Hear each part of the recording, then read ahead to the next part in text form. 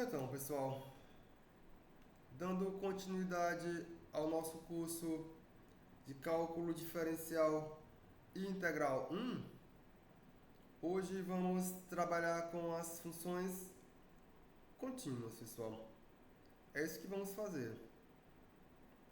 Já, já sabemos trabalhar com limite de funções, então agora vamos trabalhar com funções contínuas. Então, o que vem ser uma função contínua?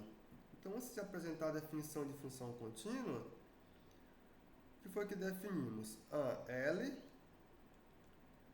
é o limite de uma função quando x tende a p,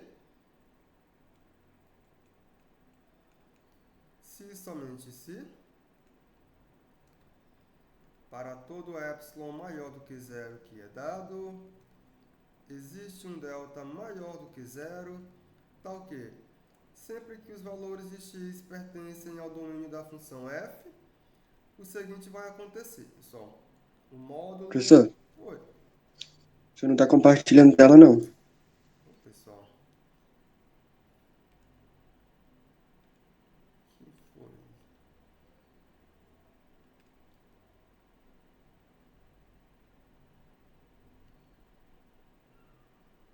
Agora foi, pessoal.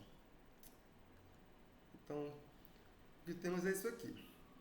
O limite da função f de x quando x tende a p é L. Se,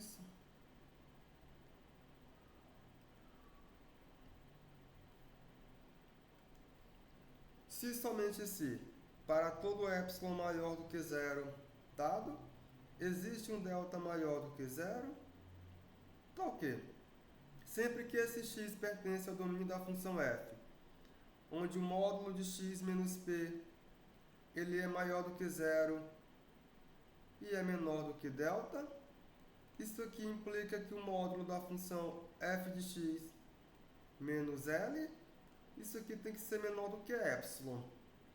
Então, por que eu tenho que olhar para a definição de limite de uma função, pessoal, para me falar em continuidade?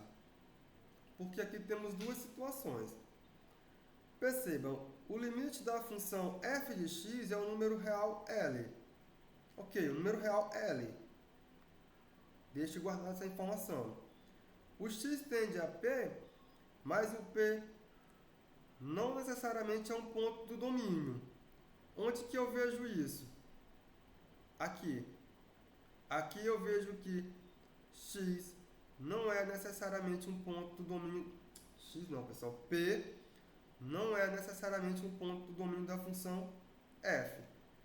Então, vou pegar essas duas coisas aqui, ó. Tenho esse L, que é o limite para onde minha função vai, e a condição desse meu x, desse meu P, não ser necessariamente um ponto do domínio, para que eu possa fazer o seguinte. Eu vou tentar agora ajustar a definição para que aconteça o seguinte. Esse meu P agora seja um ponto do domínio necessariamente, e esse meu L aqui seja algo especial.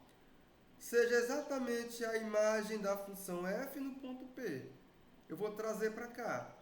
Então, quando eu faço isso, eu trago para cá, colocando esse meu P no domínio da função, a definição aqui ainda vai ocorrer, a definição de limite, e com isso eu ganho a definição de continuidade dessa minha função no ponto P. Então, a definição é a seguinte. Formalmente, o que dizemos, pessoal?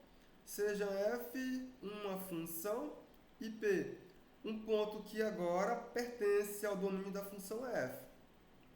Então, dizemos que f ela é contínua em p quando acontecer o seguinte, pessoal. Dizemos que f é contínua em p quando acontecer o seguinte. O limite da função f de x quando x tende a p é exatamente a imagem da função f no ponto P. Tínhamos aqui que esse nosso limite era um L qualquer. Troquei esse L por f de P. Quando eu faço isso, esse P agora tem que pertencer ao domínio da função f. E eu ganho que isso aqui agora acontece. Não é mais um L qualquer. um L qualquer entre aspas, não é mais um L largado, certo? Agora esse meu L, que é o limite da função, é exatamente a imagem da função f no ponto P, pessoal. Então, quando isso aqui acontece, o limite da função f de x quando x tende a P é a imagem da função f no ponto P, dizemos que a função f ela é contínua no ponto P. P pertencente ao domínio da função, pessoal. Você pode reescrever essa definição em termos de limite.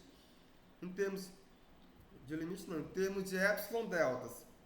Ou seja, em termos dos epsilon e deltas, podemos dizer o seguinte, pessoal. Ou seja, para todo epsilon maior do que zero que é dado, existe um delta maior do que zero, tal que, para todo x pertencente ao domínio da função f, sempre que ocorrer o seguinte, agora aqui eu não tenho mais um módulo maior do que zero necessariamente, ele pode ser igual a zero, não tem problema.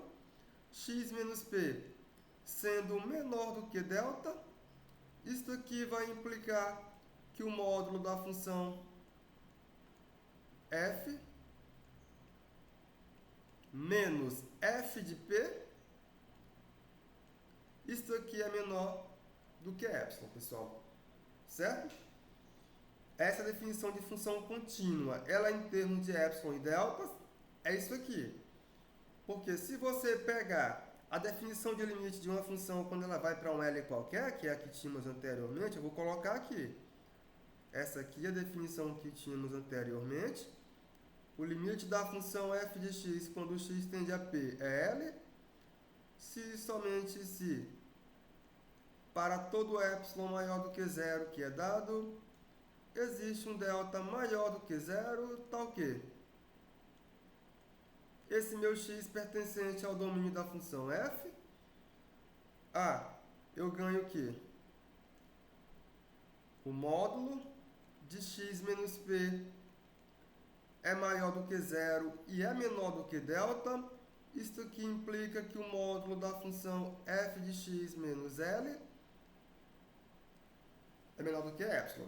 Então, essa definição, que é a que tínhamos anteriormente para definir o limite de uma função quando o x tende a P sendo igual a L, eu adaptei ela para cá e consegui a definição de quando que uma função é contínua no ponto P.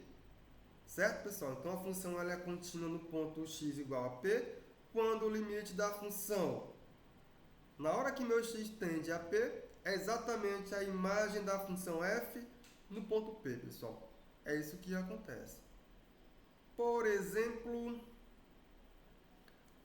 não. Vamos fazer o seguinte. Vamos ver isso aqui geometricamente, pessoal, para ver o que acontece. Então, graficamente, pessoal, se você for tentar enxergar a continuidade através de um grafo de uma função, o que você já sabe? Essa minha função, ela tem gráfico morando em um plano. Aqui eu tenho o plano x, y. Aqui é a origem. Você já sabe que o gráfico da função f de x, ela mora aqui nesse plano. Então, dizer que essa função ela é uma função contínua, significa dizer que você vai pegar o gráfico dessa função e você vai conseguir desenhar ele aqui no plano, sem nenhuma interrupção, pessoal. Nenhuma interrupção mesmo. Nesse caso aqui, a função f de x, ela é contínua.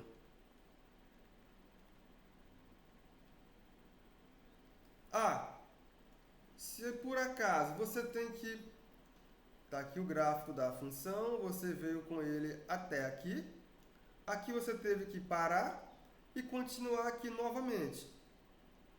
Então aqui eu tive um salto, eu tive um buraco. Eu não consegui continuar com o gráfico da minha função. O que acontece aqui? Nesse pontinho aqui a minha função não é contínua. Então, graficamente, aonde eu tenho uma descontinuidade da função, você tem situações como essa aqui. A função O gráfico da função, ela apresenta uma descontinuidade. Ele apresenta um salto. Isso aqui, f, não é contínua.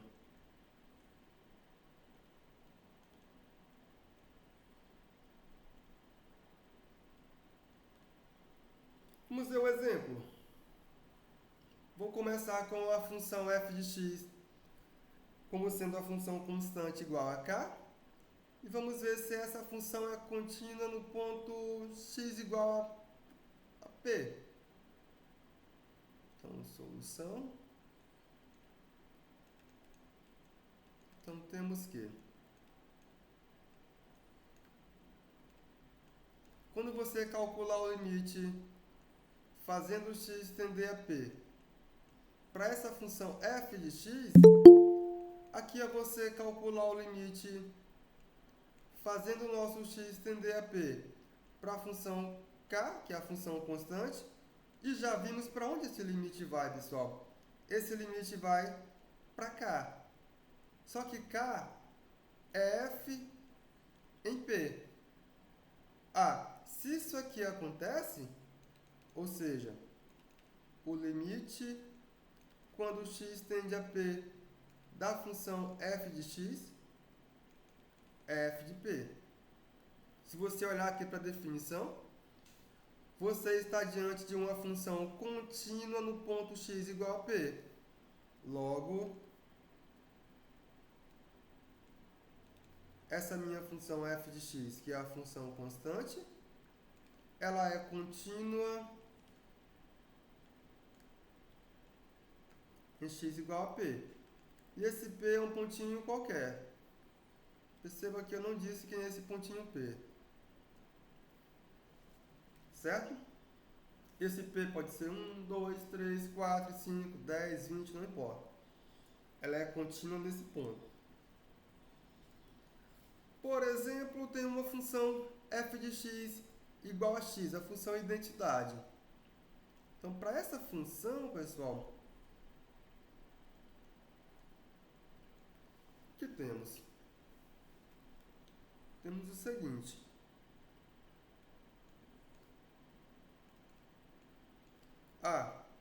Quando eu calcular o limite, fazendo x tender a p para essa minha função f de x, isso aqui é você calcular o limite, fazendo x tender a p para a função identidade, que é a função x, e você já sabe para onde que esse limite vai. Esse limite vai para p. Só que p é você olhar para a função f aplicada no ponto p. Portanto, o limite quando o nosso x tende a p da função f de x, isso aqui é igual a f no ponto p. Se isso aqui acontece, pessoal, então, por definição, você tem que a função f de x é uma função contínua no ponto x igual a p. Logo, a nossa função f, ela é contínua em x igual a p.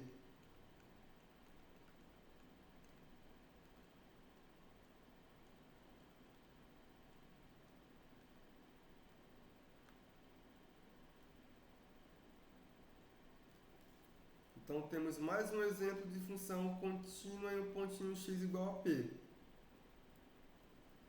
Aí, pessoal, podemos definir o seguinte.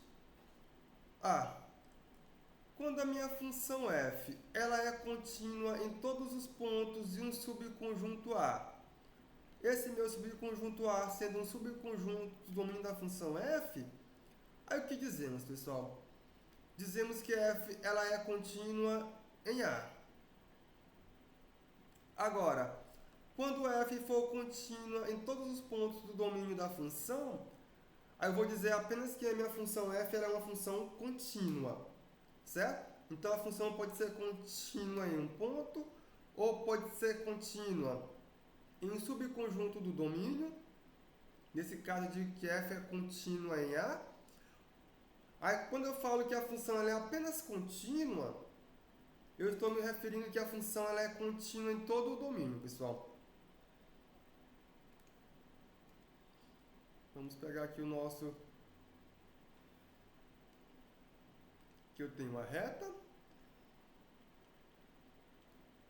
Aí aqui na reta, você pode ter que a função ela é contínua apenas em um pontinho como esse.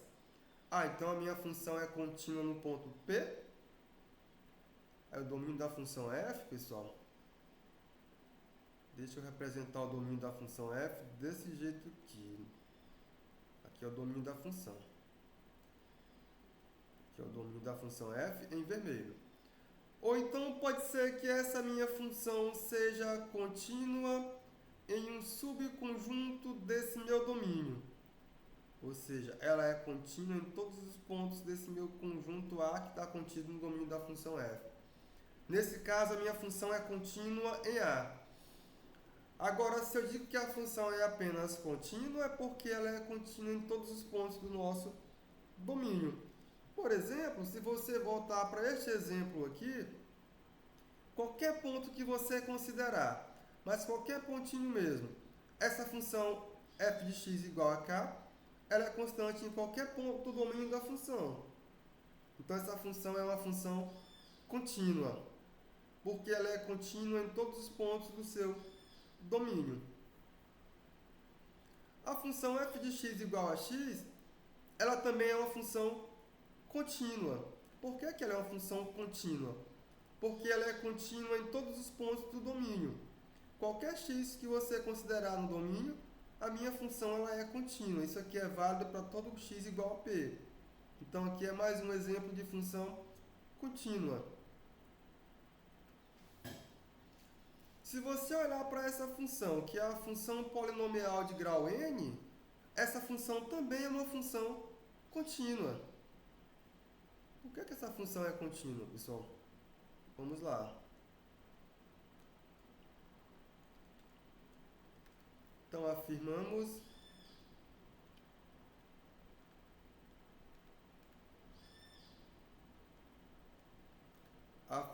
que a nossa função polinomial de grau n, ela é contínua. De fato, tá feio, né, pessoal?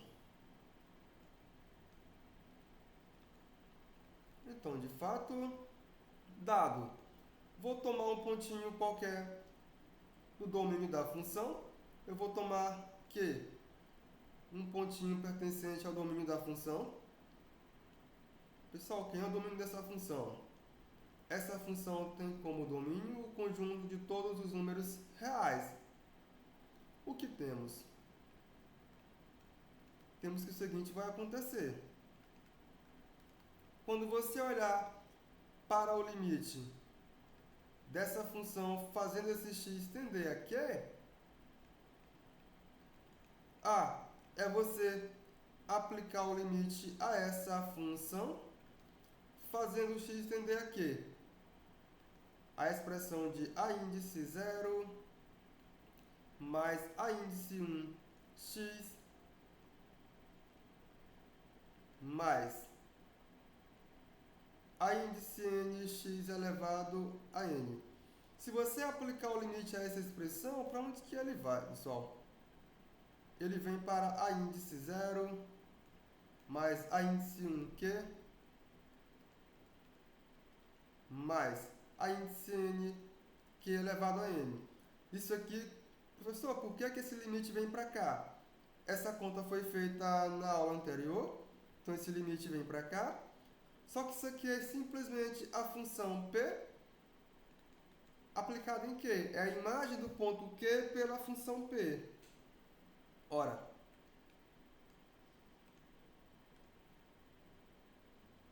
portanto, o limite, quando esse meu x tende a q, dessa minha função polinomial de grau n, isso aqui é simplesmente p de q.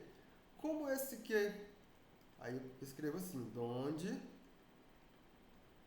a nossa função polinomial de grau n, ela é contínua em x igual a q. Como eu tomei esse q arbitrariamente no domínio, como que pertencente ao domínio da função, que é todo R, ele é arbitrário, o que segue, pessoal? Que a nossa função polinomial, ela é uma função contínua.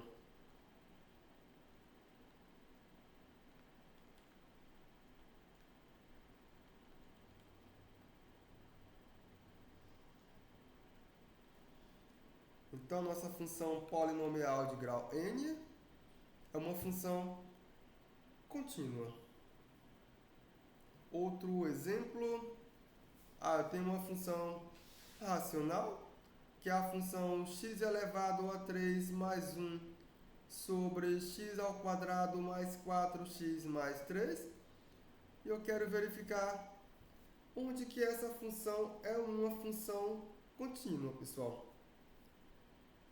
Então, determinaremos o conjunto onde essa função é contínua. Eu vou chamar esse conjunto de A, que eu não sei quem é esse conjunto. Então, determinaremos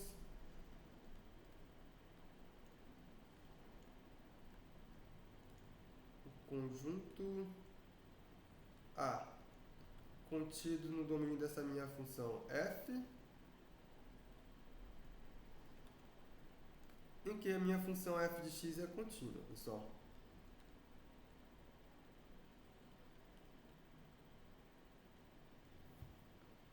Aí, pessoal, aqui eu faço um parêntese, porque já vimos um resultado, na verdade ele era um teorema que era chamado de propriedades operatórias de limites. Eu vou adaptar aquele teorema para cá, por quê? Que eu ganho o seguinte teorema. Esse aqui eu vou adaptar. Eu ganho que f, deixa eu escrever aqui, cf de x e g de x, aqui são contínuas. Então, por propriedades operatórias, eu vou ganhar que f mais g e f menos g são contínuas. Aqui, pessoal, contínua em P. Então, são contínuas em P. Eu ganho outra propriedade operatória. Quando eu faço o produto de C vezes F, ela é contínua em P. Isso aqui, pessoal, para todo C sendo um número real. Eu ganho uma outra propriedade operatória. Quando eu olhar para o produto de F vezes G, ela é contínua em P. E por último, eu ganho que F sobre G, ela é contínua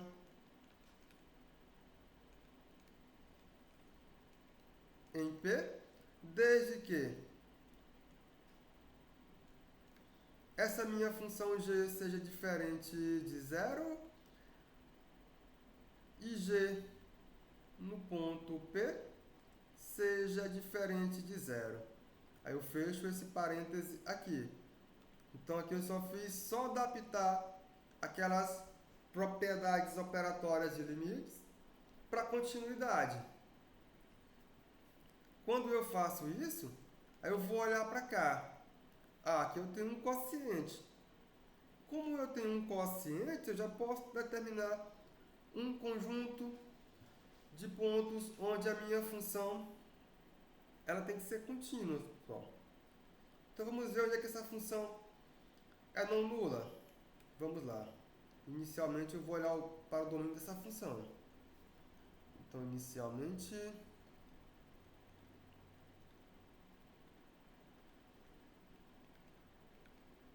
determinaremos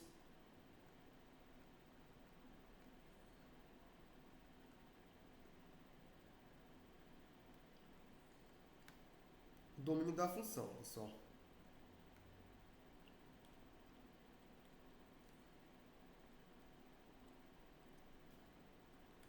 Ou seja, essa minha função tem domínio sempre que o nosso denominador for diferente de zero. X ao quadrado mais 4x mais 3, x ao quadrado mais 4x mais 3 tem que ser diferente de zero. Daí, eu igualo a zero para encontrar esses pontos, né? Eu faço isso, daí eu igualo a zero para que eu possa encontrar aqui esses pontos. Então, eu vou fazer isso aqui igual a zero. Isso aqui vai garantir que o nosso x tem que ser igual a menos 4, mais ou menos a raiz quadrada de 16 a menos 4 vezes 1, 4, vezes 3, 12. Tudo isso aqui sobre 2.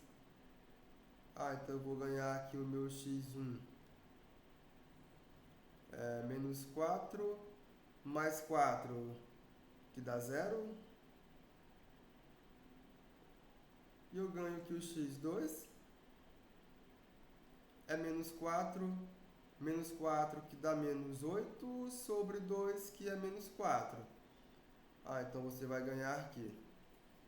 A função tem concavidade para cima. Se a função tem... Não preciso, só quero os valores de x diferentes de zero. Só isso. Então assim, não precisa, né, pessoal? Então, assim, você vai ganhar aqui x ao quadrado mais 4x mais 3. Isso aqui é diferente de zero. Sempre que o meu x for diferente de zero e esse meu x for diferente de menos 4, pessoal. Então, só será zero quando o x for zero e quando o x for menos 4. Se eu retirei esses dois, então eu ganho que o domínio da função é um domínio bom. Logo, a minha função tem como domínio o conjunto de todos os números reais, tais que esse meu x ele é diferente de zero e esse meu x é diferente de menos 4. Pessoal, então isso é muito bom, porque esse meu x é diferente de zero e esse meu x é diferente de menos 4. Quando eu olho para cá, essa expressão ela faz sentido. Então eu volto para cá. Então daí, ou assim. Quando eu olhar para a minha f de x, que ela é x elevado a 3 mais 1.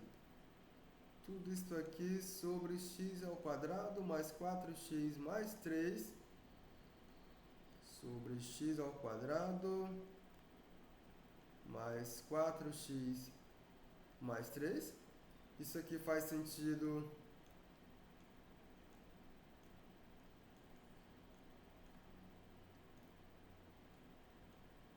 para todo x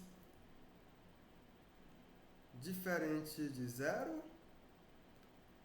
e todo x diferente de menos 4. Ora, se você olhar para a função g de x, que é a função x ao quadrado mais 1, ela é contínua.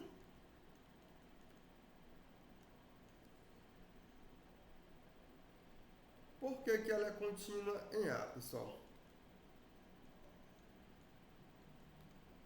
Pois, se você aplicar o limite fazendo o seu x tender a um pzinho a essa função g de x é você aplicar o limite fazendo x tender a p a função x ao quadrado mais 1. E esse limite você já conhece. Esse limite é p ao quadrado mais 1. P ao quadrado não. P elevado a 3, pessoal. Aqui é p elevado a 3, não é p ao quadrado. Aqui e aqui, pessoal. Vamos lá. Não é p ao quadrado, é p elevado a 3. Então aqui é x elevado a 3.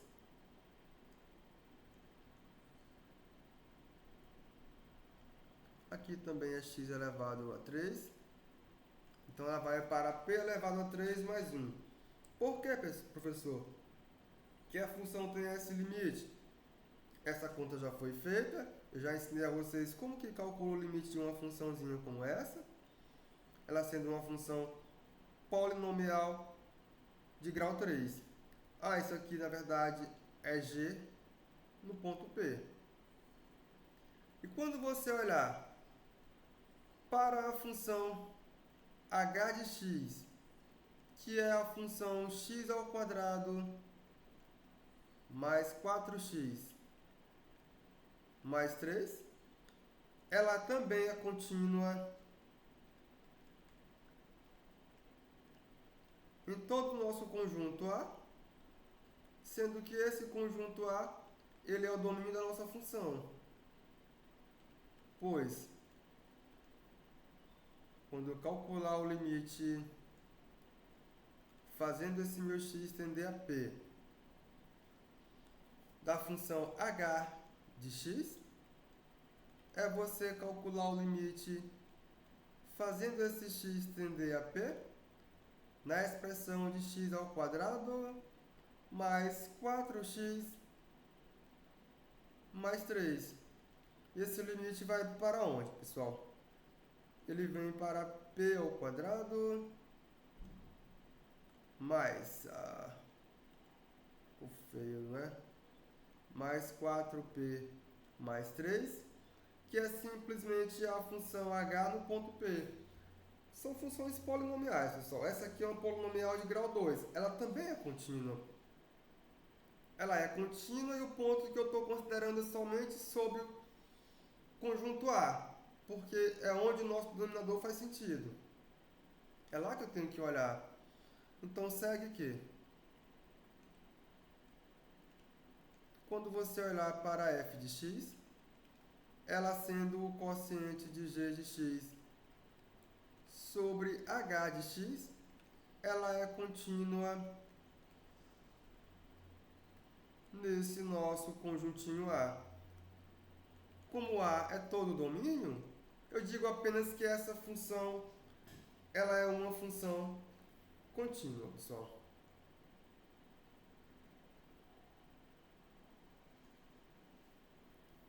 Para frente. Agora temos um outro exemplo. Aqui eu tenho a função f de x, que é a função que tem a imagem x ao quadrado, se x é menor do que 1. E tem a imagem 2x, se x é maior do que 1, pessoal. Então, se você olhar para essa função,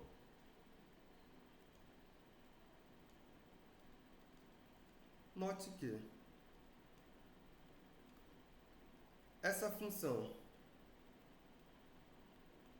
ela tem imagem x ao quadrado, se x for menor do que 1.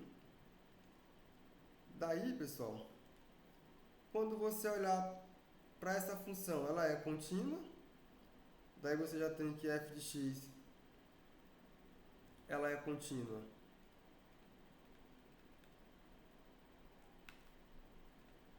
em todo x menor do que 1, porque a função x ao quadrado é contínua para esses valores.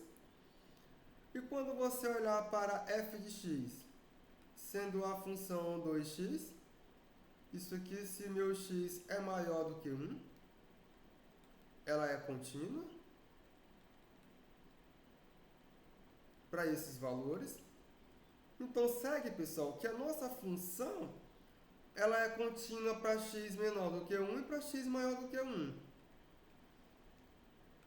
Então, segue. Que a nossa função f de x, ela é contínua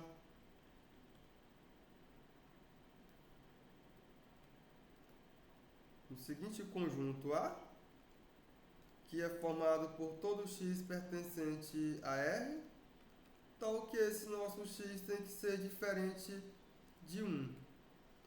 Professor, mas o que acontece com x igual a 1? Com x igual a 1, pessoal, a nossa função aqui, ela, em primeiro lugar, ela não tem imagem para x igual a 1.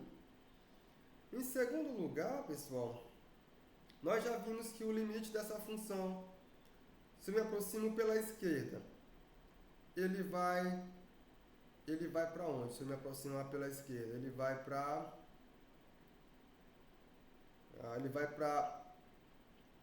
para 1. Se eu me aproximar pela direita, ele vai para 2. E esse limite, quando o x tende a 1, nem existe, pessoal. Então, deixa eu colocar aqui como observação. Por outro lado,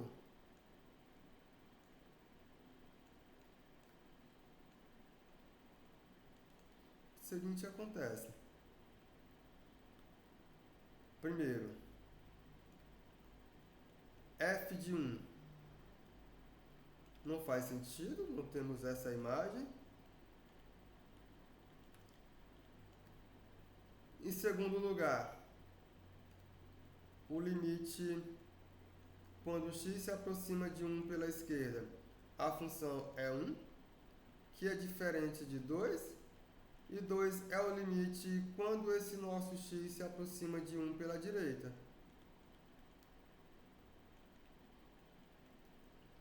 Ou seja, a função não tem limite. Não existe o limite da função f de x quando x se aproxima de 1. Essa função é descontínua, pessoal. Nesse ponto, x igual a 1. Só lá que ela tem descontinuidade. Certo? Nesse pontinho aí, ela é descontínua. Você vê isso através do gráfico dessa função. Você pode olhar aqui para o gráfico da função. Essa função tem o gráfico aqui em R2. Ou no plano XY.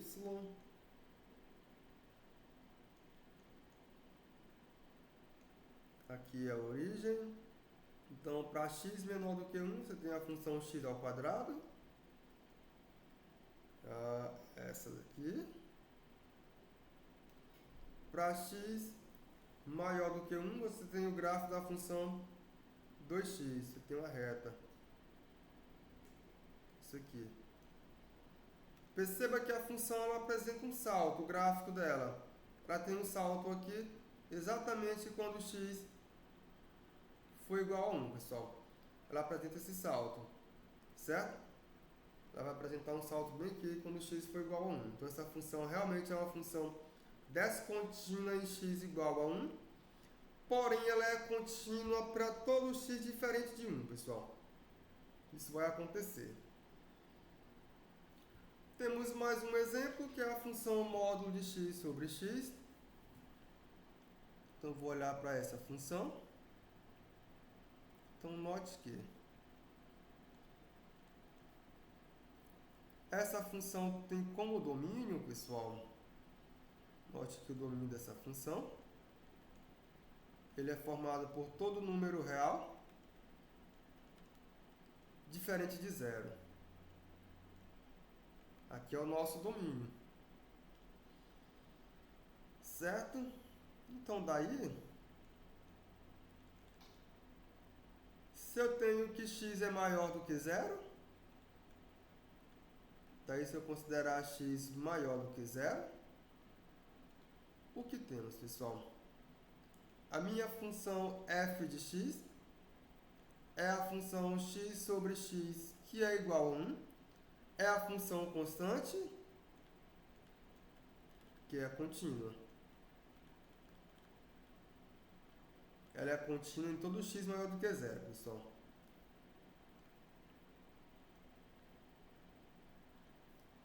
Agora, se você olhar para x menor do que zero, o que temos? A minha função f de x, ela será menos x sobre x, que também é uma função constante, a função constante igual a menos 1, que é uma função contínua.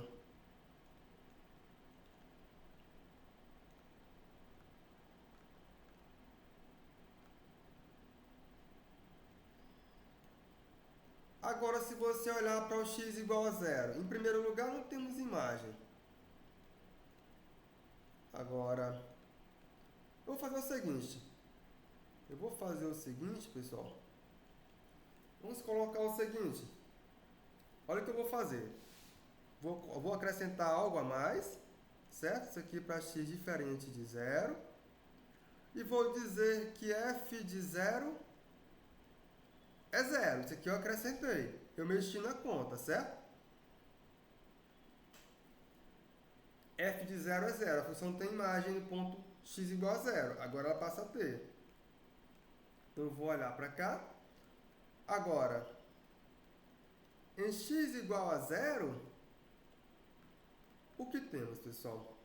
Eu acabei de dizer que a imagem dessa função quando x for zero é zero.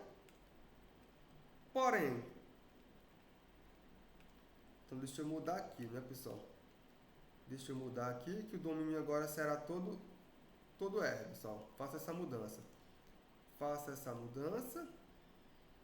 Então agora eu tenho que o domínio é todo R. Porém, quando você olhar para o limite dessa função, fazendo o nosso x tender a zero pela esquerda, esse limite você conhece e ele é igual a menos 1, que ele é diferente de 1, sendo que 1 é o limite quando o x tende a zero pela direita para essa função. Daí, pessoal, a nossa função f de x não tem limite, daí não existe o limite quando o x tende a 1 da nossa função f de x. Como não existe, eu não posso dizer que ele é igual a f de zero. Eu não posso. Logo, a minha função f não é contínua em x igual a zero, pessoal.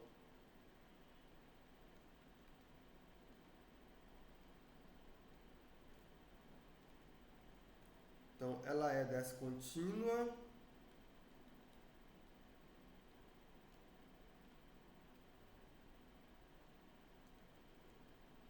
em x igual a zero.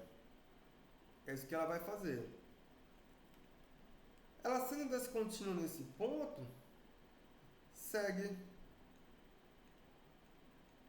que? O que que segue, pessoal? Segue que a minha função ela é contínua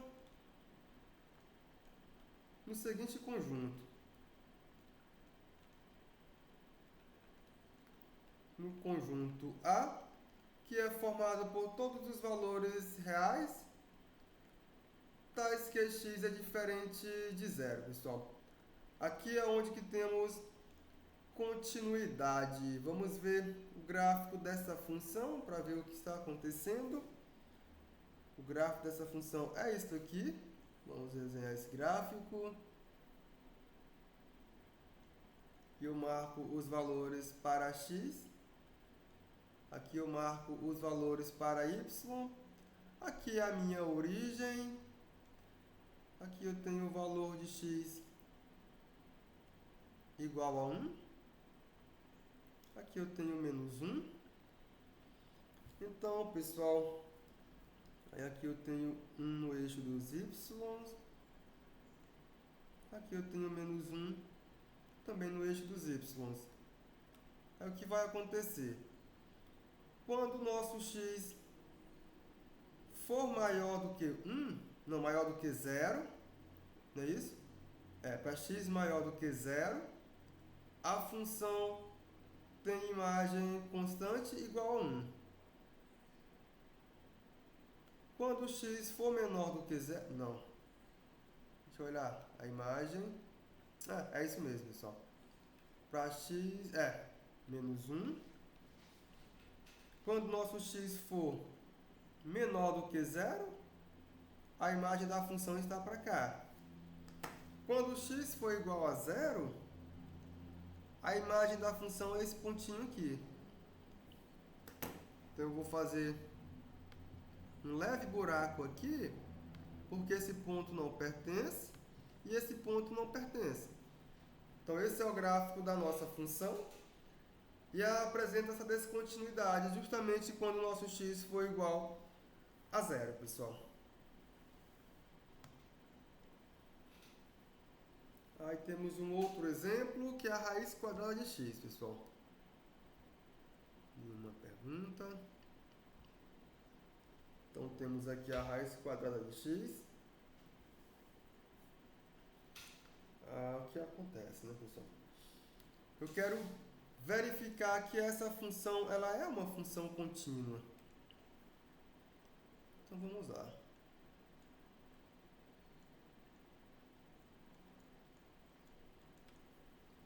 Então, primeiro note o seguinte. Então, podemos perceber que temos que,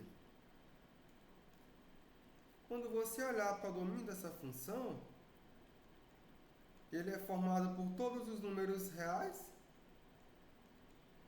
tal que esse nosso x ele é maior ou igual a zero, pessoal. Esse vai acontecer. Aqui é o domínio da função f. Eu quero verificar se essa função é contínua. Como que eu verifico isso, pessoal? Então, daí, dado de modo arbitrário. Então, arbitrariamente. Então, dado arbitrariamente, vou tomar um pontinho P pertencente ao domínio da função f. Então, verificaremos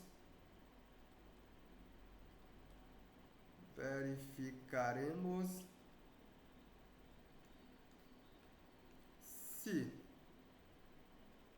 o limite, quando o nosso x tende a p da raiz quadrada de x, isso aqui é igual a raiz quadrada de p. É isso que eu vou verificar.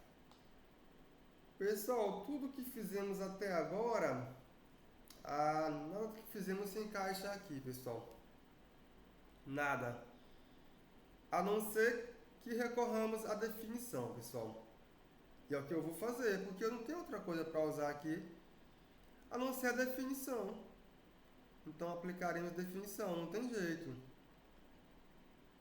Então, aqui aplicaremos definição de limite.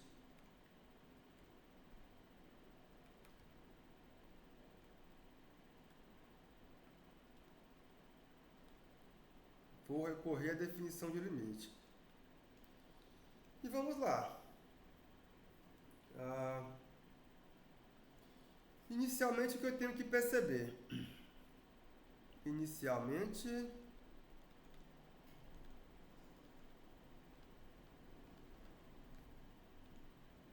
note que, quando você olhar para o módulo, passa o módulo agora não. Vamos olhar para cá primeiro, pessoal, para a raiz quadrada de x menos raiz quadrada de p. Isso aqui eu posso multiplicar raiz de x menos raiz de p. Eu posso multiplicar aqui por raiz de x mais raiz de p. E em seguida eu posso dividir por raiz de x mais raiz de p. Por que eu posso fazer isso, pessoal? Porque essa expressão com essa é 1. Eu multipliquei raiz de x menos raiz de p por 1. Foi isso que eu fiz. Nada mais. Só que isso aqui é igual ao quê, pessoal? Isso aqui é igual a x menos p. Tudo isso aqui sobre raiz de x mais raiz de p. Isso aqui vai acontecer. Daí, se eu passo o módulo a essa expressão, daí se você passar o módulo aqui em raiz de x menos raiz de p, isso aqui é o módulo de x menos p sobre raiz quadrada de x mais raiz quadrada de p. Isto aqui ainda é o módulo de x menos p sobre o módulo de raiz quadrada de x mais raiz quadrada de p. Aqui no nosso denominador eu tenho uma soma de dois números não negativos. Pode ser que isso zere? Pode ser que isso zere. Eu vou tirar o p. Vou tomar o p diferente de zero, pessoal. Então isso aqui é igual a módulo de x menos p. Tudo isso aqui sobre raiz de x mais raiz de p. Aí aqui eu vou considerar esse p maior do que zero, pessoal. Que para o p igual a zero pode ser que dê problema. Então eu considerei o p maior do que zero. Consegui essa expressão. Aí agora eu vou aplicar a definição de limite. Então aqui definição de limite. Eu tenho que o seguinte acontece. Para todo epsilon maior do que zero, vou vir aqui forçar o módulo de raiz de x menos raiz de p. Isso aqui sendo igual ao módulo de raiz, o módulo de x menos p sobre raiz de x mais raiz de p. Isso aqui sendo menor do que epsilon. Isso aqui só vai acontecer, pessoal, se o seguinte acontecer. Se o módulo de x menos p for menor do que epsilon, que multiplica a raiz quadrada de x mais a raiz de p. Só que eu posso fazer um passo antes desse meu epsilon. Que passo seria esse? Eu apago aqui e faço o seguinte passo, pessoal. A passagem é a seguinte. Vou facilitar esse negócio. Porque você tem que raiz de x mais raiz de p é maior do que raiz de p. Então, quando você calcular o inverso multiplicativo, tudo isso aqui é menor ou igual do que o módulo de x menos p sobre a raiz de p. Aí agora eu faço essa expressão menor do que epsilon. Aí o que vamos ganhar é o seguinte, pessoal. O que vamos ganhar é que isso aqui passa a ser menor.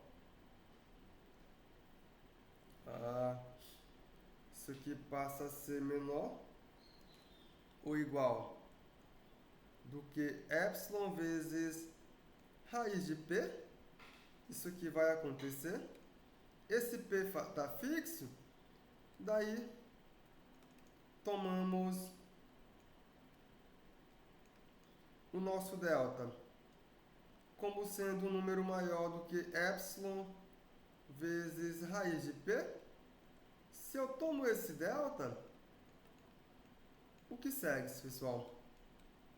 Segue-se que módulo de x menos p sendo menor do que esse delta, isso aqui vai implicar que o módulo de f de x menos f de p, que é igual ao módulo de raiz quadrada de x menos raiz quadrada de p, que acabamos de ver que essa expressão é menor ou igual do que o módulo de x menos p sobre raiz de p, que por sua vez ela é menor do que esse delta sobre raiz de P.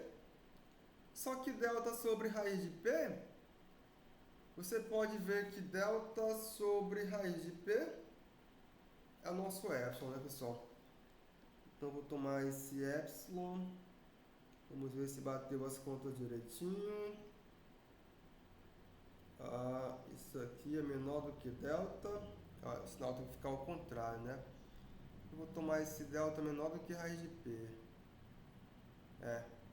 Aí fica delta sobre raiz de P. É isso mesmo, pessoal. O sinal aqui é ao contrário. O sinal aqui tem que ser ao contrário. Eu tomo ele assim, que é justamente menor do que epsilon. Portanto, pessoal, o limite quando x tende a P de raiz quadrada de x, esse limite existe e esse limite é igual a raiz quadrada de P. Portanto, a função f é uma função contínua.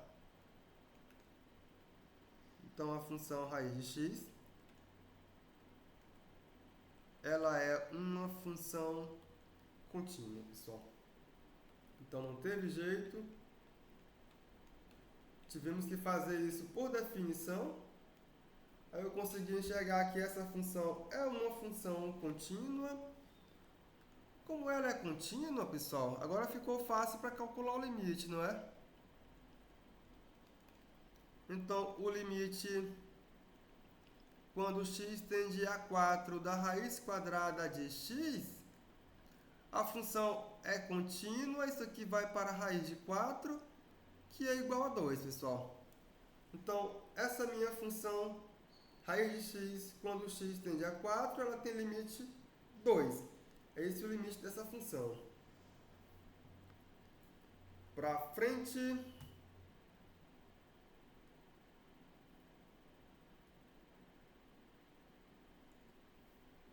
Para frente, pessoal.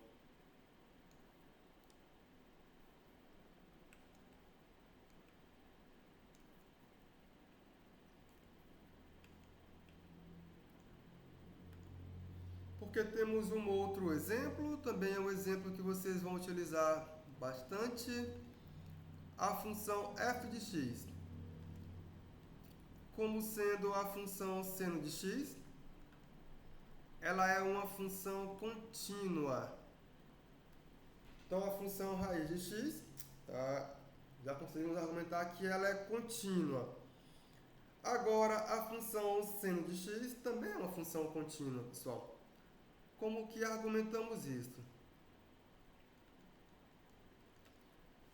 Tem que recorrer à definição, não tem jeito, pessoal.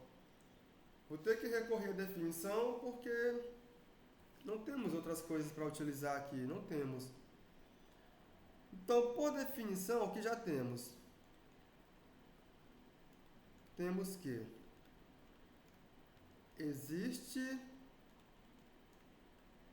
um R maior do que zero, tal que a função seno de x, ela é menor do que o que, pessoal? Essa função seno de x, ela é menor do que x. Aqui, para todo x, que satisfaz a seguinte condição: esse meu x sendo maior do que zero e menor do que esse R. Eu posso até considerar o x igual a zero, né, pessoal? Depende da situação. Mas do jeito que tá bom. Pronto, tá bom. Isso aqui já acontece. Eu guardo essa informação. Vou utilizar ela em breve. Isso aqui eu deixo guardado. É o que eu vou fazer agora, pessoal. Por outro lado,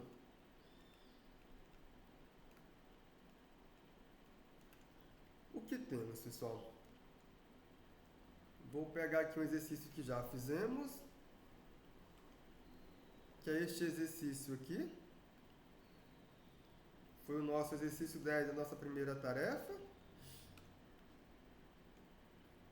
Então isso aqui vai acontecer.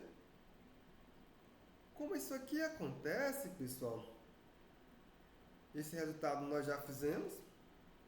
Eu vou considerar esse A especial. Então, eu vou fazer o seguinte. Tomamos arbitrariamente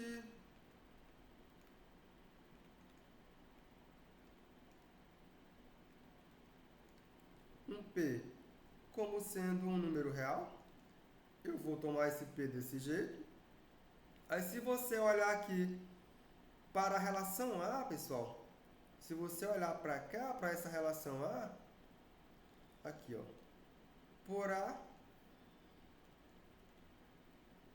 o que temos por A? Temos que o seno, aqui eu vou considerar esse A e esse B esperto, então eu vou considerar esse A x menos P sobre 2 e vou considerar esse meu B como sendo igual a x mais P sobre 2. Se eu faço isso, tudo isso aqui é igual a 1/2 do seno. Não, é o item C, pessoal, não é o A não, é o C. Deixa eu apagar aqui. É o item C. Deixa eu retirar daqui. É o item C que me interessa. Então, como é o item C, então deixa eu apontar aqui para ele. É esse item aqui que me interessa. Então, pelo item C, eu ganho aqui o seno de x menos P sobre 2 vezes o seno de x mais P sobre 2. Tudo isso aqui, pessoal, será igual ao quê? Será igual... É o A mesmo, pessoal. É o A, porque eu quero essa expressão aqui é que me interessa. Então é o A mesmo, tá correto. É o A. Nada de C. Realmente é o A.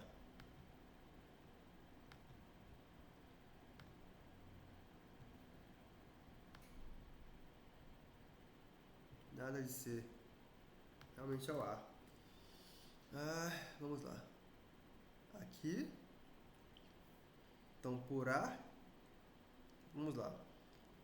Fica o seno de x menos P sobre 2 vezes o cosseno de x mais P sobre 2 é igual a 1/2 do seno de A mais B. No caso, o nosso A é essa expressão aqui e o B é essa. Quando eu somo as duas, fica 2x sobre 2, que dá x, mais o seno de A menos B. Quando eu somar essas duas expressões, fica menos 2p sobre 2 dá menos p. E a função seno é uma função ímpar, então vou ter que apagar esse sinal daqui. Aqui vai ficar negativo, porque a função seno é uma função ímpar. Tudo isso aqui dessa forma. É isso que vai acontecer. Eu posso ainda reescrever isso aqui da seguinte maneira. O seno de x menos o seno de p. Tudo isso aqui, pessoal, é 2 vezes o seno de x menos p sobre 2 vezes o cosseno de x mais p sobre 2. Agora o que eu vou fazer é passar o módulo aqui. Passei o módulo aqui também. Fazendo isso, eu obtenho 2 vezes o módulo do seno de x menos p sobre 2 vezes o módulo do cosseno de x mais p sobre 2. Aí, pessoal, o que vai acontecer? Se você olhar para a função cosseno, a função cosseno ela será sempre menor ou igual do que 1. Então eu posso fazer tudo isso aqui menor ou igual do que 2 vezes o módulo da função seno de x menos p sobre 2. Só que acabamos de ver que a função seno, cadê, pessoal? Aqui em cima. A função seno de x ela é menor do que x. Então a função seno de x menos p sobre 2, ela será sempre menor do que o módulo de x menos p sobre 2. Então isso aqui vai ficar desta forma aqui, pessoal. Que na verdade isso aqui é igual ao módulo de x menos p.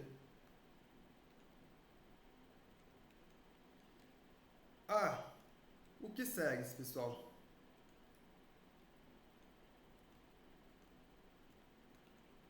Então segue-se que quando você olhar, aconteceu o seguinte. Segue-se que o módulo do seno de x menos o seno de p é maior ou igual do que zero, que por sua vez, aqui é menor ou igual, é menor ou igual do que o módulo de x menos p. Aí, quando você calcular o limite, então daí, como o limite, fazendo o x tender a p no módulo de x menos p, esse limite é igual a zero. Então, pelo teorema do confronto,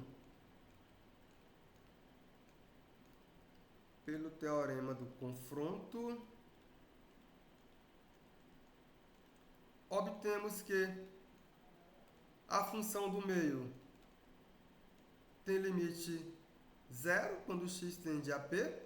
Quem é a função do meio é a função seno de x menos o seno de p. Ela tem limite zero. Pessoal, mas se a função módulo tem limite zero, é porque a função também sem o módulo tem limite zero. Onde o limite, quando x tende a p, da função eu retirando o módulo, que é a seno de x menos a seno de p, também tem limite zero. Ou seja, por operação com limites, eu consigo concluir que o limite quando x tende a p da função seno de x é o limite quando x tende a p da função seno de p, que é igual ao seno de p. Com isso, eu consigo garantir que a função seno ela é uma função contínua, pessoal. Então aqui eu já guardo essa informação, porque eu tenho o exemplo de mais uma função contínua, que é a função seno de x. Por exemplo, quando você calcular o limite. Por exemplo, o limite quando x se aproxima de π sobre 2 da função seno de x. Esse limite agora ele é conhecido. Ele é igual a seno de π sobre 2, que por sua vez é igual a 1, pessoal. Então agora fica fácil você calcular esses limites, porque você já sabe que a função seno ela é uma função contínua. Outro exemplo é a função cosseno de x. Essa função também é uma função contínua. Tem alguma pergunta?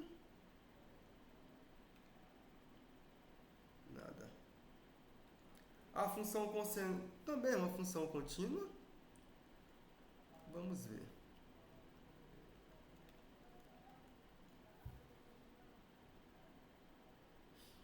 Então vamos lá, pessoal. De fato, o que temos, pessoal?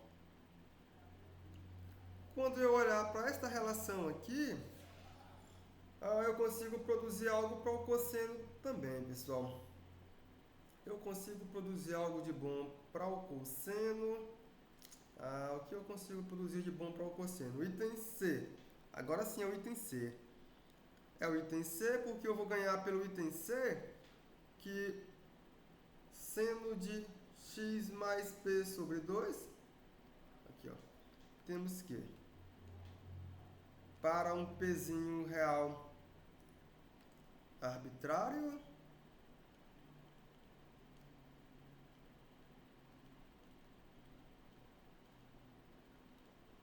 o seguinte vai acontecer. Aqui pelo item C, seno de x é seno, vai ficar, a função cosseno é uma função par, fica tudo bom, né? Então vai ficar o seno de x menos p sobre 2 vezes o cosseno de x mais p sobre 2 é igual a 1 meio. Isso aqui é igual a 1 meio do seno de x, do cosseno de x. Isso aqui é 1 meio do cosseno de x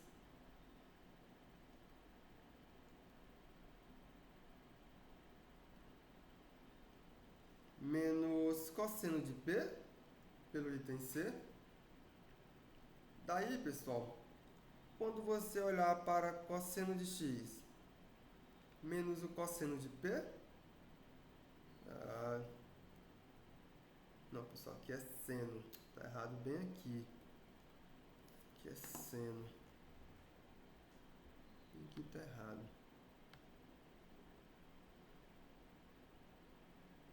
Aqui é seno.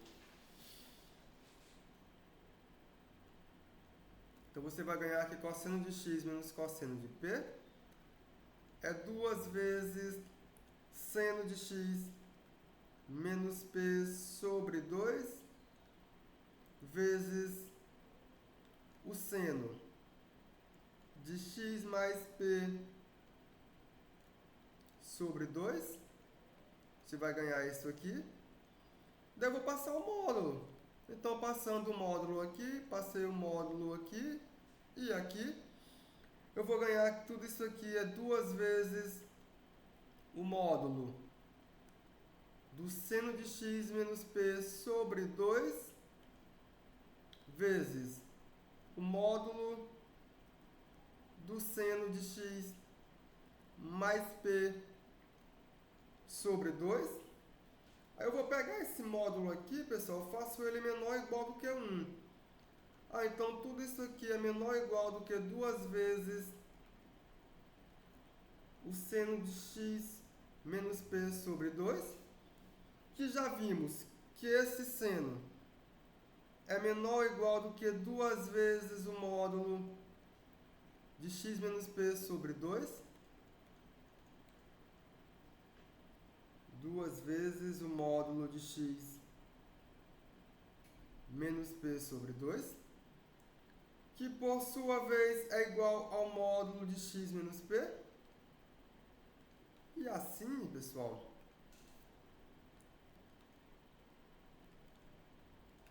eu vou ganhar aqui o módulo do cosseno de x menos o cosseno de p é maior ou igual do que 0, que é menor ou igual do que o módulo de x menos p.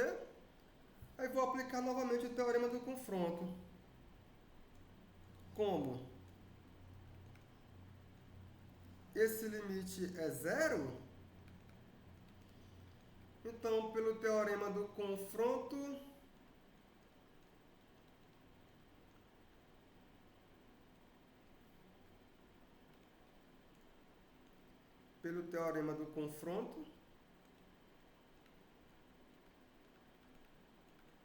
eu ganho que essa minha função módulo do cosseno de x menos cosseno de p tem limite 0. E como consequência, a função cosseno de x, quando x tende a p, ela vai para cosseno de P. Ganhamos uma outra função contínua, que é a função cosseno. Com isso, pessoal, eu quero calcular o limite quando x tende a π da função cosseno de x. Esse limite é igual a cosseno de π, que é igual a menos 1, porque a função cosseno é uma função contínua. Então, você ganha mais exemplos de funções contínuas. Aí, continuando, a função tangente também é uma função contínua. Por que a função tangente é uma função contínua? Ora, a tangente de x, ela é seno de x sobre cosseno de x. Como seno de x e cosseno de x são contínuas,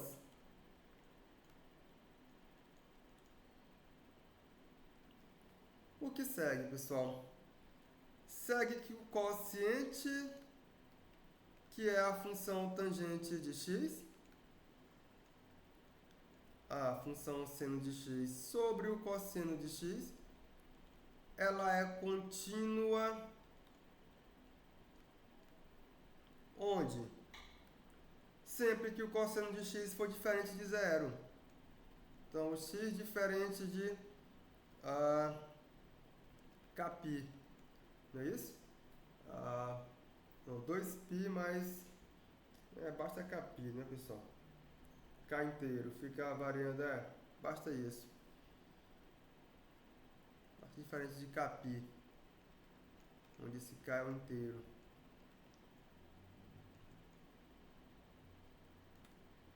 Então, a função tangente também é uma função contínua, pessoal. Aí, pessoal, agora queremos calcular o limite de funções compostas. Como é que calculamos o limite de funções compostas? Sei lá, eu tenho uma composição de uma função... eu tenho uma composição da função raiz quadrada de seno de x mais 1. Como é que eu calculo esse limite, pessoal? Tem uma composição de duas funções. Então, eu tenho que olhar para a continuidade da função composta, ou seja, o limite da função composta. Como é que eu faço isso? Eu faço isso com esse teorema aqui, que é o teorema chamado de continuidade ou limite de função composta. O que ele garante? Eu tenho que f e g são duas funções. A imagem da f contida no domínio da g. Suponhamos que existam funções g dependendo de u.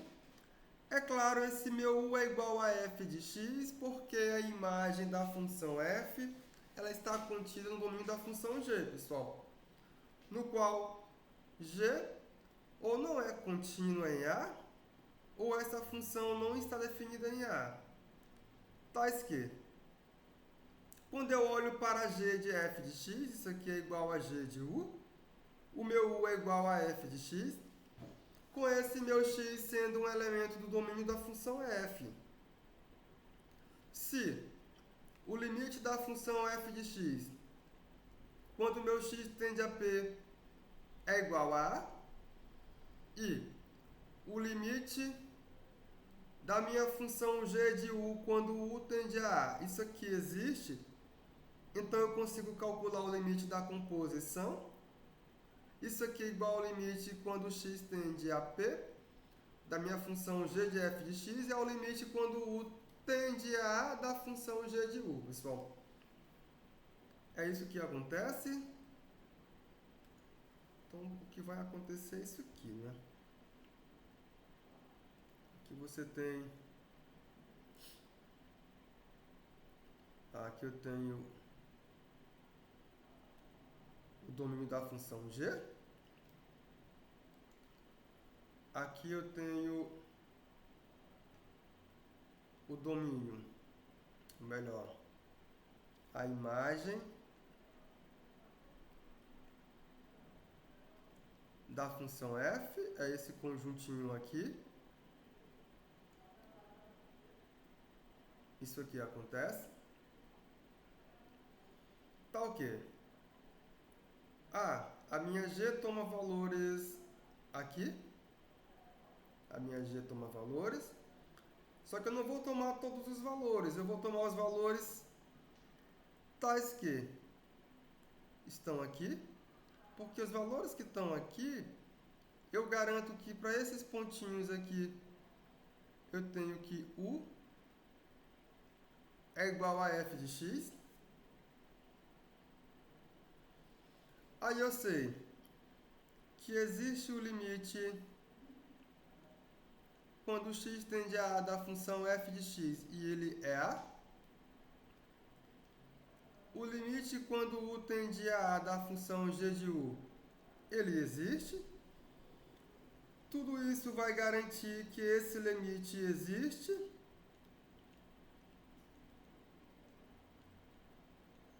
E eu sei como calcular esse limite. Basta eu calcular o limite quando u tende a da função g de u. Então aqui a função g eu vou chamar como sendo a função de fora. A função f é a função de dentro. Então calcular o limite da composição é você calcular o limite da função de fora fazendo a variável da função de fora tender para o limite da função de dentro, pessoal. É isso que acontece. Porque se você olhar para essa g como sendo uma função contínua, aqui se ela for contínua, vai acontecer isso aqui, ó. Esse limite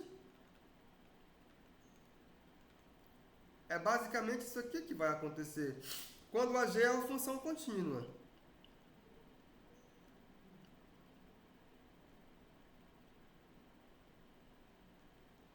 Que ela vem para cá. Opa, para g de a. Isso se a minha g é uma função contínua. Certo? É o que vai acontecer. Então é assim que eu calculo o limite de uma função composta, pessoal. Como é que provamos esse resultado? Vamos fazer aqui o esboço da coisa. Então, o esboço da coisa é o que temos. O limite da função f de x, ele é igual a quando x tende a p. Então, se o limite quando x tende a p da função f de x, isso aqui é igual a a. Então, eu vou ganhar aqui para todo epsilon maior do que zero. Existe um delta maior do que zero. Vou chamar ele de delta chapéu. Tá o quê? Sempre que a f não é contínua, funções... Ok? A f não necessariamente é contínua. Tais que esse módulo de x menos p maior do que zero, menor do que delta chapéu. Eu ganho que o módulo da função f menos a, isso aqui é menor do que epsilon. Aí eu vou olhar para a função g. Porque, será o limite quando x tende... Quando x não, a variável da g é a variável u. Quando u tende a da função g de u, essa é a sua variável. Isso aqui vai implicar que para todo epsilon maior do que zero, existe um delta chapéu maior do que zero. Tá o quê? O módulo de u menos a é maior do que zero, que é menor do que delta chapéu. Isso aqui implica que g de u menos... faltou o limite aqui, né, pessoal? Esse limite eu vou chamar ele de L. Vou chamar ele de L. Que eu não conheço. Então, g de u menos L é menor do que epsilon. Isso vai acontecer. Então, quando você combinar essas duas informações, daí, o que vai acontecer, pessoal? Se eu trocar, ó, f de x é u, f de x é u, o a é justamente o limite da f de x. Então, aqui o que eu vou fazer, pessoal? Aqui o que eu vou fazer, eu vou trocar esse meu delta aqui por esse epsilon chapéu. Vamos fazer a troca, que será um epsilon chapéu.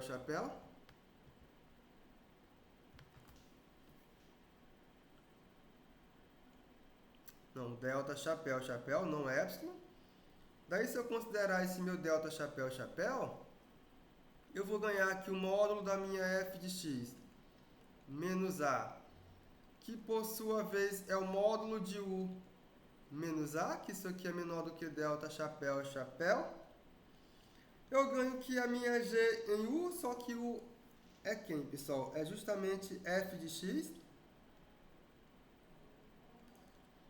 menos L em módulo é menor do que epsilon. Só que antes disso aqui acontecer, eu já tinha aqui o módulo da minha x menos p. Isso aqui era maior do que zero e menor do que delta chapéu, que implica que isso aqui acontece. Então, com essas informações, você consegue concluir que o limite da nossa função composta ele existe. E eu sei como calcular esse limite agora. É dado por essa expressão aqui, pessoal. Vamos ver um exemplo. Como é que isso se comporta? Deixa eu beber um pouco de água, que minha garganta está seca.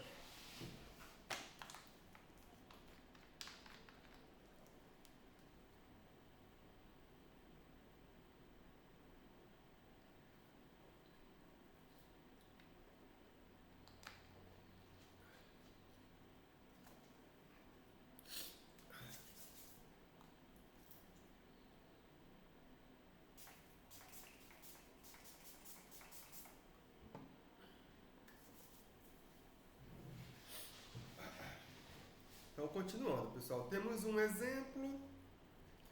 Eu quero calcular o limite quando x tende a 2 da função raiz quadrada de x ao quadrado mais 5. É isso que eu quero fazer. Então, vamos lá.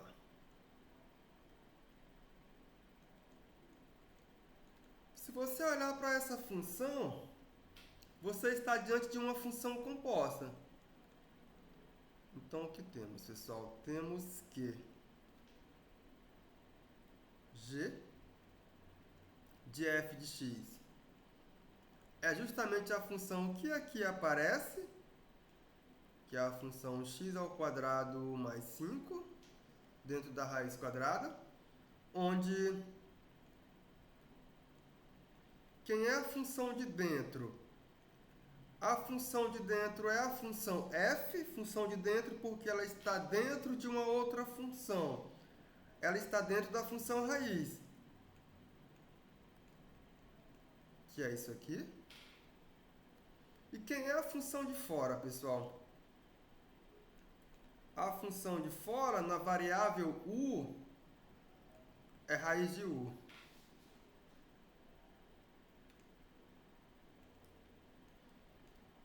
Daí, quando eu vou calcular esse limite, daí o limite, quando x tende a 2, da raiz quadrada de x ao quadrado mais 5, quando você for calcular esse limite, aqui é basicamente você vai olhar para o limite da função f. O limite da função f quando x tende a 2. Você vai encontrar esse limite. E esse limite você sabe para onde ele vai. 2 vezes 2, 4. Mais 5, 9. É para cá que ele vem. Então você vai mudar. Aqui agora eu vou aplicar o limite fazendo u tender a 9 em raiz quadrada de u. Só que a função raiz de u, ela é contínua. Como ela é contínua, ela tem limite raiz de 9, que é igual a 3. Ou seja,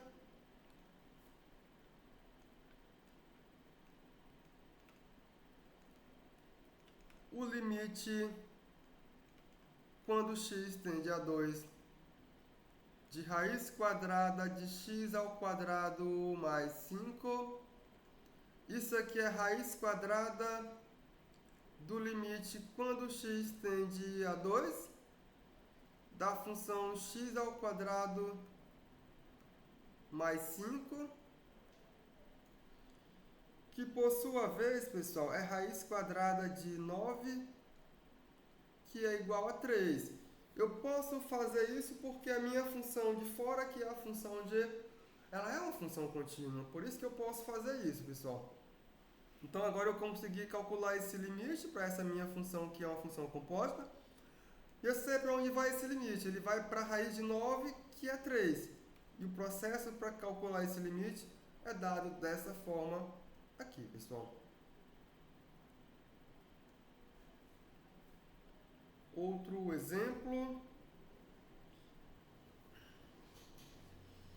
Aí eu quero calcular o limite de raiz quadrada de 8 menos x sobre 8 menos x quando x tende a 4.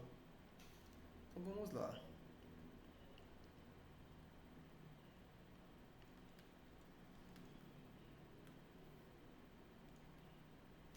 Vamos lá. Aqui aplicar o limite, pessoal, significa aplicar o limite do quociente.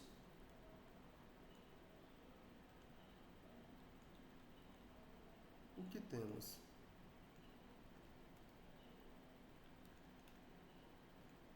O limite quando x tende a 4 de raiz quadrada de 8 menos x sobre 8 menos x. Isso aqui é você aplicar o limite fazendo x tender a 4 em raiz quadrada de 8 menos x sobre o limite quando x tende a 4 de 8 menos x. A função que aparece no numerador, pessoal, é uma composição de funções. Como ela é uma composição e ambas são contínuas, você pode passar o limite para dentro. Nesse caso aqui eu posso aplicar o limite fazendo x tender a 4 em 8 menos x. Aí agora a de fora, que também é contínua, eu passo ela aqui no limite. Eu posso fazer isso porque o teorema anterior me garante que isso é verdade. Aí aqui no numerador, eu continuo. Aqui eu tenho o limite quando x tende a 4 da função 8 menos x. Pessoal, esse limite aqui da função de dentro, que aparece no numerador, ele vai para onde? Você conhece esse limite? Ele é 8 menos 4, que é igual a 4. Passei a raiz. Aqui no nosso denominador, ele vai para 4 também. A raiz de 4 você conhece. Então, isso aqui é 2 sobre 4, que é igual ao meio. Então, você acabou de calcular o limite dessa nossa função quando x tende a 4, pessoal. Então, a sutileza aí que apareceu o limite de uma função composta. Ela apareceu onde? No nosso numerador, que foi a composição de raiz de 8 menos x. Lá tem uma composição. E agora você sabe como calcular o limite de funções compostas. Temos um outro exemplo.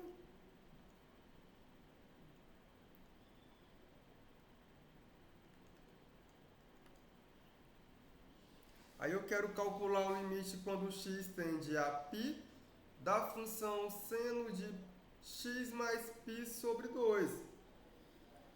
Novamente temos uma composição. Então temos que, se você olhar para seno de x mais π sobre 2, Isso aqui é uma composição de duas funções. Aqui eu estou compondo a função g com a função f, onde quem é f de x, pessoal? É a função de dentro. Essa é a função f de x, é a de dentro. Quem é a função de dentro? É a função x mais π sobre 2. Quem é a função g? É a função de fora, onde eu atribuo uma outra variável. Quem é a função de fora? É a função seno de u. Função de dentro, função de fora. Uma está dentro da outra. Uma está por fora e a outra está por dentro. Aí daí, pessoal, eu sei que a função f e a função g são contínuas. Como essas funções são contínuas, quando eu resolvo calcular o limite dessa função, fazendo x tender a π, então eu vou calcular o limite dessa minha função. Seno de x mais π sobre 2. Quando meu x tende a π. Como são contínuas, eu posso simplesmente abrir parêntese, aplico o limite fazendo o x tender a π na função de dentro. Quem é a função de dentro? É a função x mais π sobre 2. Para quanto é que vai esse limite da função de dentro, pessoal? Esse limite você também já conhece. Ele vai para π mais π sobre 2, que por sua vez é 2π sobre 2, que é igual a π. E o seno de π é igual a 0. Então aqui você conseguiu calcular o limite dessa função, que é uma função composta, quando o nosso x tende a π, pessoal. Essa função tem limite 0. Para frente, temos aqui mais um exemplo. Eu quero calcular o limite quando o x tende a 3 da função 2 elevado a x mais 1. Aí aqui eu vou utilizar um fato que eu não vou argumentar, pessoal, mas eu vou utilizar, certo? O que é que eu vou utilizar? Aqui vamos utilizar aqui, aqui como é que eu escrevo isso aqui, né, pessoal? Qual a palavra? Me fugiu agora a palavra, pessoal. Aqui, ó. Vou escrever assim, ó, a função. Vou chamar essa minha função que é a função g de u, sendo a função... tira esse u daí, pessoal. Se eu escrever só assim, ó, a função a elevado a x, ela é contínua. Eu não vou argumentar, pessoal. Vou deixar essa informação aqui, certo? Ela é contínua. E eu vou usar essa informação. Daí, se você olhar para 2 elevado a x mais 1, aqui temos uma composição, pessoal. Aqui eu tenho uma composição de uma g com uma f de x, onde quem é a função de dentro, quem é a função f, é a função x mais 1. Quem é a função de fora, sendo a função g na variável u, é a função 2 exponencial de u. Então agora eu vou usar o fato que 2 elevado a u é contínua, que eu acabei de afirmar que a elevado a x é contínua, logo a elevado a u é contínua, logo 2 elevado a u é contínua. Daí, quando você calcular o limite fazendo x tender a 3, daí quando eu calculo o limite fazendo x tender a 3 em 2 elevado a x mais 1, isso aqui é igual a 2 elevado ao limite quando x tende a 3 na função x mais 1. Isso aqui é 2 elevado a 3 mais 1, que é 4. 2 elevado a 4 é quanto, pessoal? 2 vezes 2, 4, vezes 2, 8, vezes 2, 16. Então, acabamos de calcular o limite quando x tende a 3 da função 2 elevado a x mais 1, pessoal. E aqui eu afirmei que a função a elevado a x é uma função contínua. Eu não argumentei, mas eu utilizei. Vamos utilizar essa informação, certo? Para frente, esse exemplo é análogo, porque a função exponencial de x também é uma função contínua. Então, como exponencial de u ela é contínua, o que segue, pessoal? Tenho novamente o limite de uma função composta, o limite quando x tende a 2 de exponencial de x menos 1. Exponencial é contínua, então eu posso simplesmente calcular o limite fazendo x tender a 2 na expressão de x menos 1.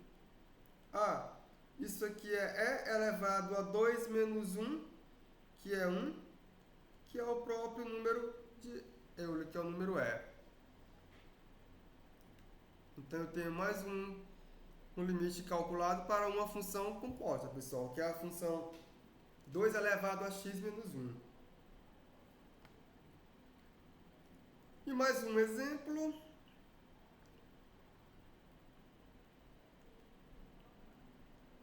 Aqui eu quero calcular o limite quando x tende a 2 da função ln de x ao quadrado menos 3, quando esse nosso x tende a 2, pessoal. Novamente eu vou utilizar um fato que eu não vou argumentar, mas eu vou utilizar. Que fato é esse? A função logaritmo. Não apenas a ln, pessoal, mas a log de x na base A, ela é contínua. Usem esse fato, certo? Usem esse fato que a função log é contínua. Daí, quando você olhar para o ln de x ao quadrado menos 3, aqui eu estou diante de uma composição de uma g com uma f, onde quem é a f, pessoal? A f de x é a função de dentro. A função de dentro é a função x ao quadrado menos 3. E a função g, que depende de uma variável u, é a função de fora. Quem é a função que está de fora? É a função ln de u. Como a função ln é contínua e a função g é contínua, isso aqui fica muito bom, pessoal. Como g e f. Aqui eu tenho duas funções contínuas, fica muito bom de fazer as contas. Então eu ganho que o limite, quando o nosso x tende a 2,